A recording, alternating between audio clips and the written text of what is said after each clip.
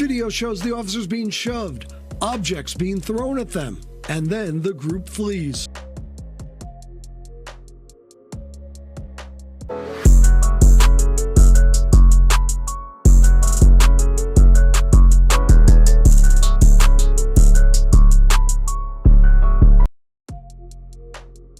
Have you ever walked through Times Square and felt like anything could happen? Tourists everywhere, flashing billboards, street performers, the energy is non-stop. But what if that energy suddenly turned dangerous?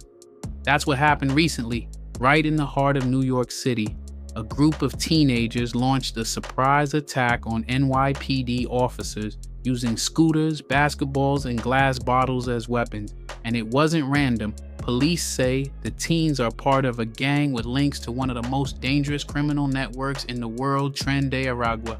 Let's break down what happened and why it's bigger than just one night in Times Square. The two officers jump in to try to stop a couple of teen suspects from carrying out an apparent assault. But soon a gang jumps in to try to stop the officers from making the arrests. It was Friday evening, May 3rd, around 7:30 p.m. Officers were on patrol near 42nd Street and 8th Avenue, right in the middle of the city's busiest district. They spotted a group of about a dozen teens surrounding 3 other people. It looked tense, so they stepped in. That's when things got violent fast. The group turned on the officers and started throwing everything they had: scooters, basketballs, and bottles. Commissioner Jessica Tisch later called it a targeted, premeditated attack. 5 teens were arrested that night, ages 12 to 19. Yes, you heard that right, 12, and all of them released without bail. Police believe these kids are part of a group calling themselves Los Diablos de la 42, or the Little Devils of 42nd Street. They're a youth gang connected to Tren de Aragua, a violent Venezuelan organization that's been spreading across South America and into the United States. These gangs know how the system works. They recruit minors because New York's juvenile justice laws make it hard to hold young offenders accountable.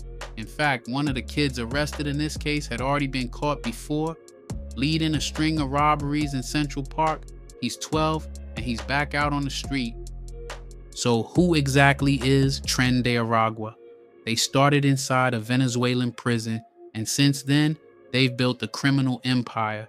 Drug trafficking, human smuggling, robbery, extortion, even forced prostitution. Now, authorities say they found a foothold here. Right in New York City, they're believed to be recruiting out of migrant shelters, targeting vulnerable people, and turning them into street-level soldiers. In total, more than 240 arrests have been tied to this gang in New York. The NYPD moved quickly after the Times Square attack. They used the city's gang database to identify the suspects. That database is controversial. Critics say it unfairly targets Black and Latino teens, but Commissioner Tisch pushed back, saying, quote, "You can't fight organized violence with blindfolds on." There's also the immigration debate. Some of the teens involved are believed to be undocumented. ICE reportedly tried to take custody, but New York's sanctuary city policies blocked that. Mayor Eric Adams defended those sanctuary laws, but he also made it clear violent crime will not be tolerated. He said, "If you assault a police officer, you are attacking our symbol of safety that cannot be tolerated." Still, critics argue that our current laws make it too easy for violent youth offenders to walk free, and gangs know this. They're using it to their advantage. So what does this all mean? It means we're facing something more than just a gang problem. This is a wake-up call. Criminal networks are adapting fast. They're using minors, they're exploiting legal gray areas, and they're putting law enforcement and public safety at risk. If we don't close these gaps, more cities could end up just like this. Times Square has always been a symbol of New York's energy and spirit, but now it's also a symbol of something else, a warning. With that said, thanks for watching, and until next time.